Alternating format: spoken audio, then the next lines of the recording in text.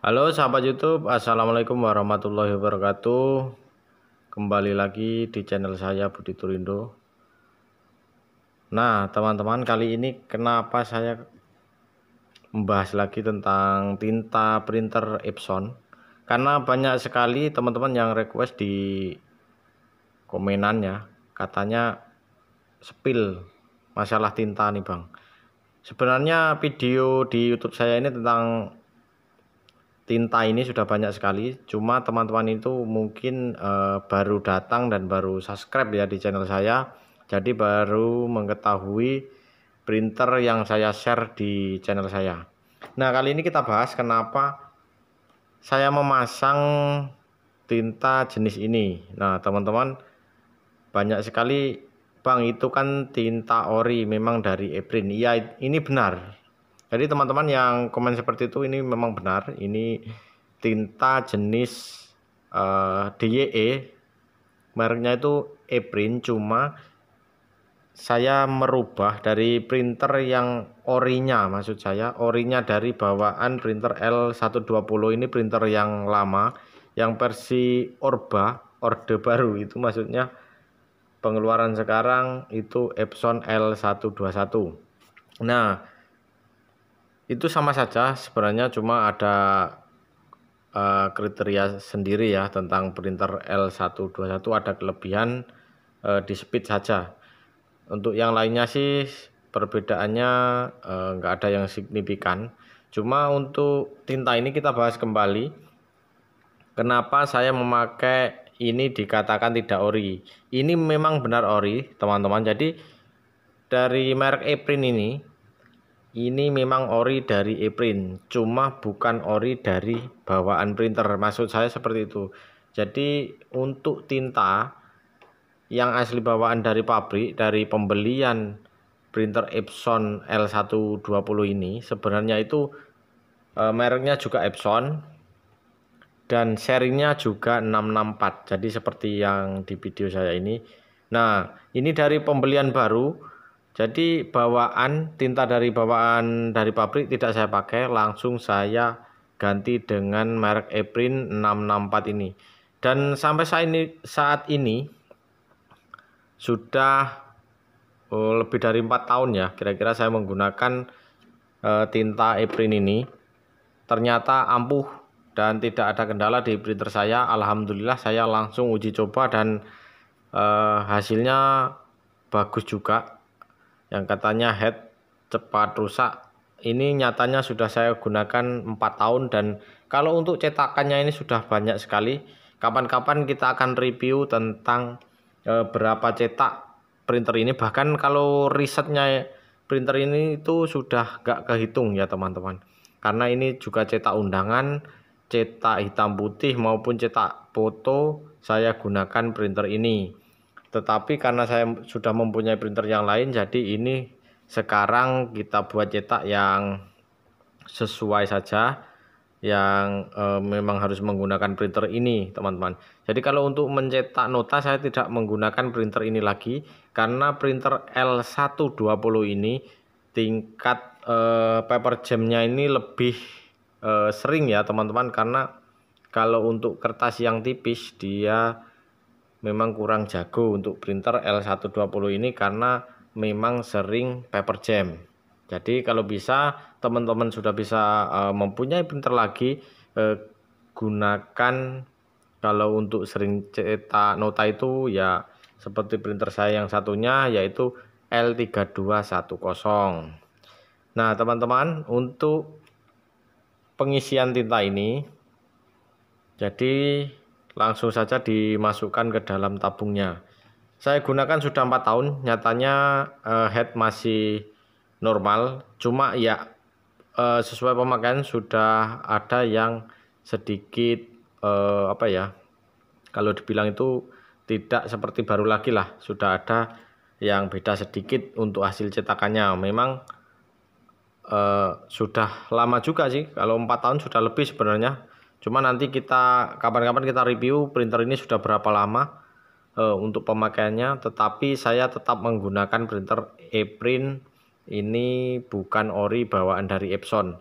Jadi saya rubah printer ini begitu beli langsung tidak saya masukkan untuk tinta Epsonnya yang 664 ini saya jual dan saya ganti dengan merek Eprin ini. Kalau di toko tidak ada, saya membeli secara online di Shopee. Alhamdulillah sampai sekarang printernya masih awet. Nah, kita akan coba untuk memasukkan ke dalam tabung bahwa saya benar-benar menggunakan, dan saya akan membuktikan bahwa saya memang mengisi dengan printer Eprin 664 ini. Oke. Nah, teman-teman, kita lanjut untuk pengisian tinta yang warna kuning atau yellow. Kita buka penutupnya di bagian sini karena yang hitam ini masih banyak ya. Jangan lupa dibersihkan untuk bagian atas jika terdapat debu maupun kotoran, teman-teman. Jadi sebelum memasukkan kita kocok terlebih dahulu seperti ini agar tintanya ini tidak mengental ya, teman-teman. Biar tercampur rata. Lalu kita masukkan seperti ini, teman-teman. Jangan ragu, teman-teman, kalau menggunakan tinta. Yang jelas saya sudah membuktikan ini sudah berjalan 4 tahun lebih. Jadi terserah teman-teman untuk pilihan tinta, tidak bisa dipaksakan, yang penting sudah yakin menggunakan printer dengan kesukaan teman-teman, tetapi yang bisa kerja. Nah, gitu aja. Jadi jenis tinta ini adalah tinta DYE, teman-teman.